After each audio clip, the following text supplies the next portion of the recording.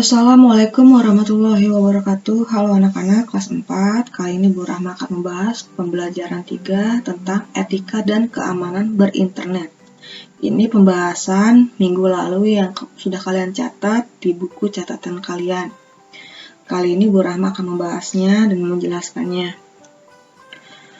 Oke. Yang pertama, cara dan etika berkomunikasi digital. Komunikasi adalah kegiatan pengiriman dan penerimaan pesan, mengirim pesan, dan berbagai informasi juga dapat dilakukan melalui internet. Kegiatan komunikasi melalui internet disebut komunikasi digital. Komunikasi digital dapat dilakukan dengan cara yang pertama, tulisan, kedua, suara, ketiga, gambar.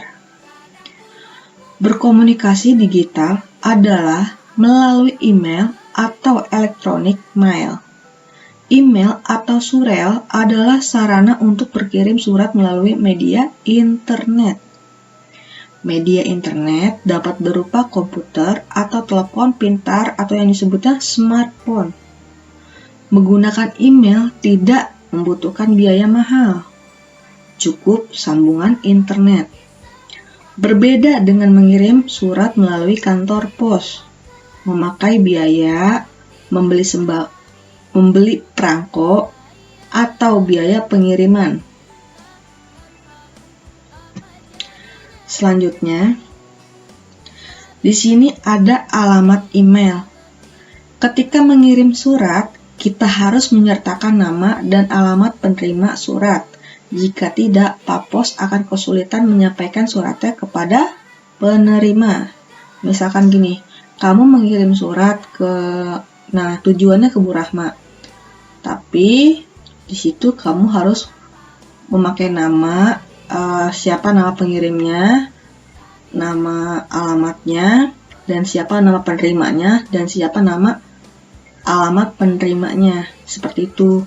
Karena kalau kalian tidak memakai alamat penerima atau alamat pengirim atau alamat nama-nama seperti itu, si Pak Pos itu tidak akan tahu tujuannya itu bakal kemana, gitu.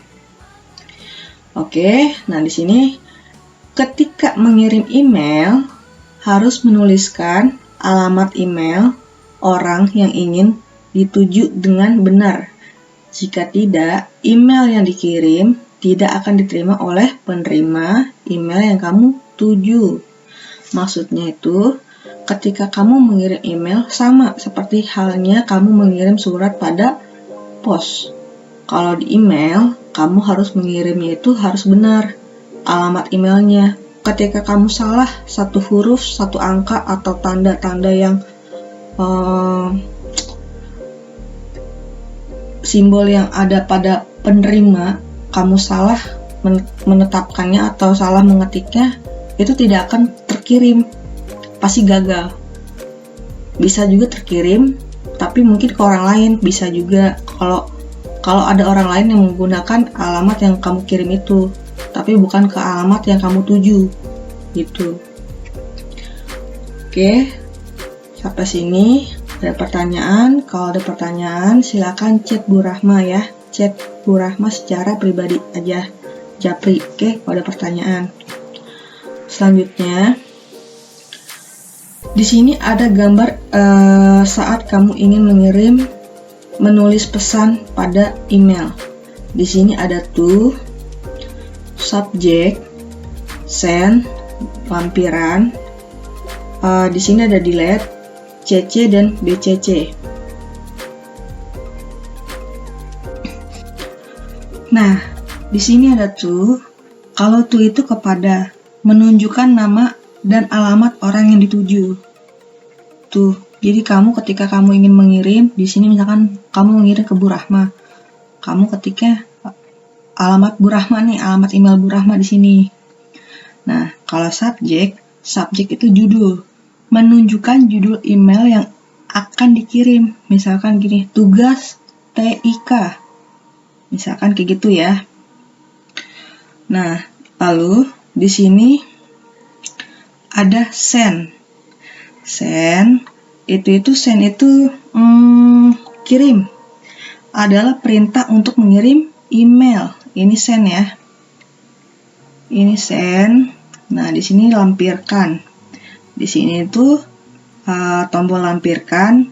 Lampirkan itu ketika untuk menambahkan berkas yang ingin dilampirkan di dalam surat, misalkan dokumen, foto, atau gambar, video, audio, kayak semacam suara atau rekaman suara.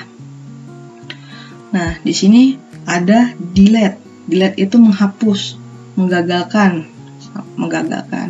Nah, di sini ada CC, ada BCC. Ini beda ya, CC dan BCC. Kalau CC itu disebutnya itu kepanjangannya itu carbon copy, digunakan untuk mengirim email yang sama ke beberapa orang. Ini kalau ini disebutnya CC ya, yang sama ke beberapa orang. Nah, kalau BCC, blind carbon copy, digunakan untuk mengirim email yang sama ke beberapa orang, tetapi para penerima tidak akan melihat alamat email satu sama lain. Maksudnya ini gini loh, ketika kamu mengirim, kalau misalkan CCC, orang lain bisa tahu, misalkan gini, Bu Rahma mau mengirim email kepada 30 murid. Nah, di sini Bu Rahma kan tuhnya ini ke 30 alamat email. Nah, 30 murid itu bakal tahu siapa aja yang dikirim sama Bu Rahma, siapa aja. Tapi kalau BCC, dia itu nggak bakal bisa melihat satu sama lain. Jadi kalau Bu Rahma ngirim ke 30 murid, ya kamu aja yang bisa melihat diri kamu gitu. Nah, misalkan Bu Rahma mengirim ke A, B, C, D. Nah, yang si A bisa melihat cuman di A aja, yang B hanya bisa melihat di B gitu. Jadi nggak bisa melihat satu sama yang lain, kayak gitu ya. Nah, selanjutnya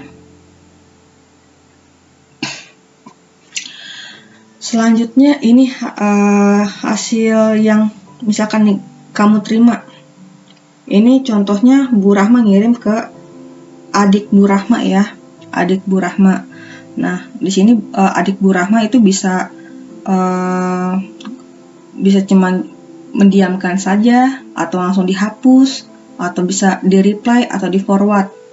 Oke, maksudnya back itu hanya kembali melihat apa yang dikirim Bu Rahma, terus kembali lagi, udah diapa-apain.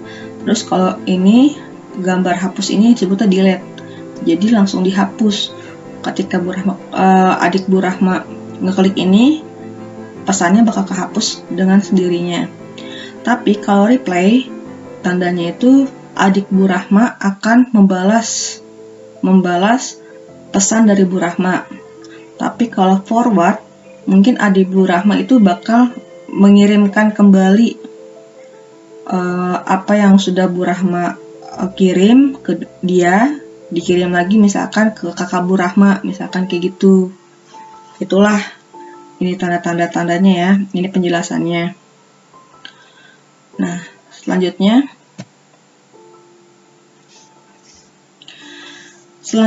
yang dibahas adalah kata sandi yang kuat.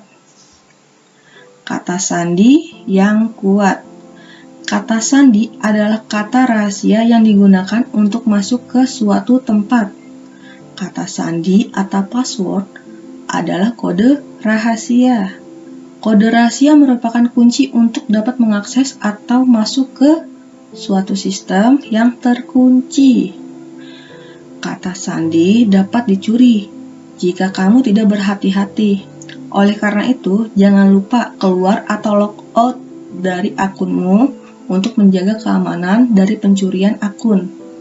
Jadi kalau misalkan kamu meninggalkan sesuatu, misalkan gini, kamu lupa meng-logout, itu bisa orang lain bisa mengetahuinya.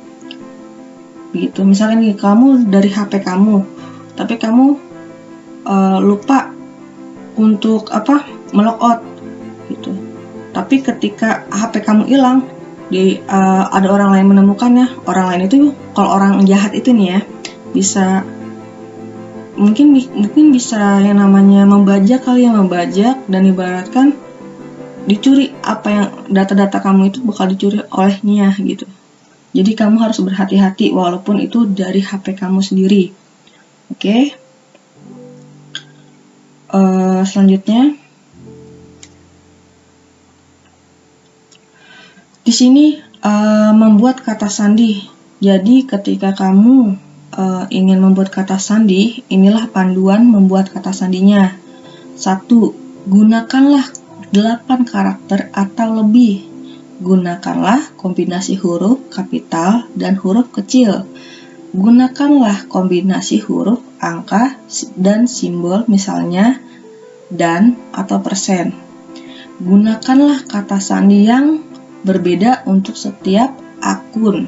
Jadi kalau bisa jangan sama setiap akun kamu itu, walaupun memang gampang diingat, tapi kalau bisa sih berbeda. Karena kalau gampang diingat justru lebih gampang untuk dicuri gitu.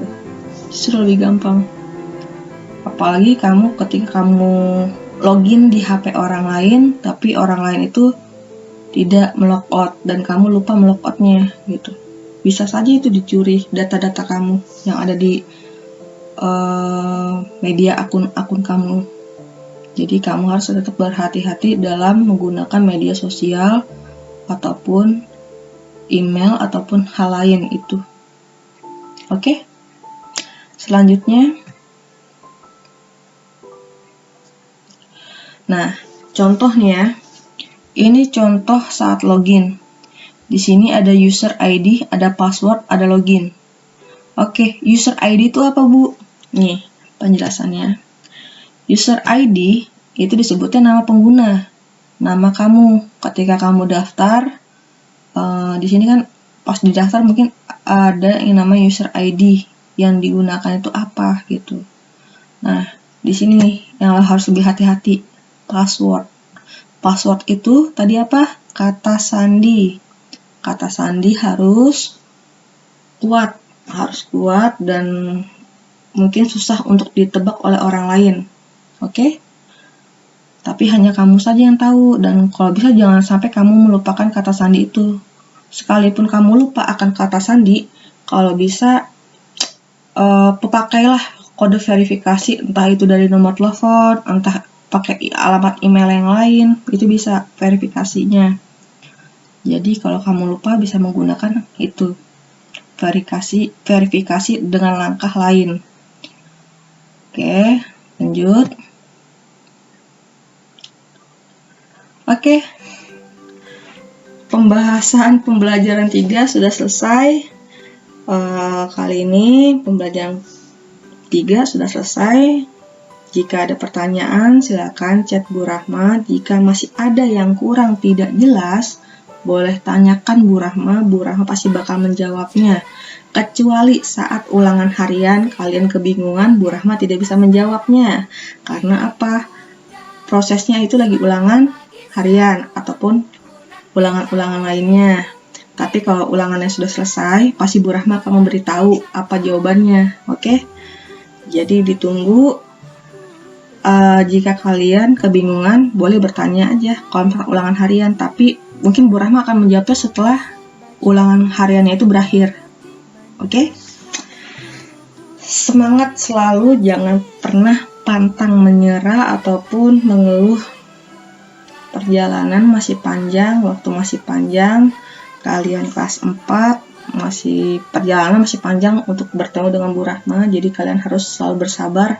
Jika ada materi yang banyak, tolong dimaklumi. Karena yang namanya itu materi memang seperti itu. Oke? Apalagi ya? Kalau bisa kalian tetap harus semangat, jangan mengeluh ataupun menangis. Kalian sudah besar. Jadi kalau ada tugas dari guru, tolong dikerjakanlah sendiri, harus mandiri, jangan dikerjain orang tua, kakak ataupun saudara atau teman yang lain. Kerjakanlah sendiri karena ini buat diri kalian sendiri. Oke? Pembelajaran sudah selesai. Kali ini Bu Rahma mengucapkan terima kasih sudah mendengarkan dengan baik apa yang sudah dijelaskan. Terima kasih. Burhan ucapkan. Wassalamualaikum warahmatullahi wabarakatuh. Semangat anak-anak, semangat!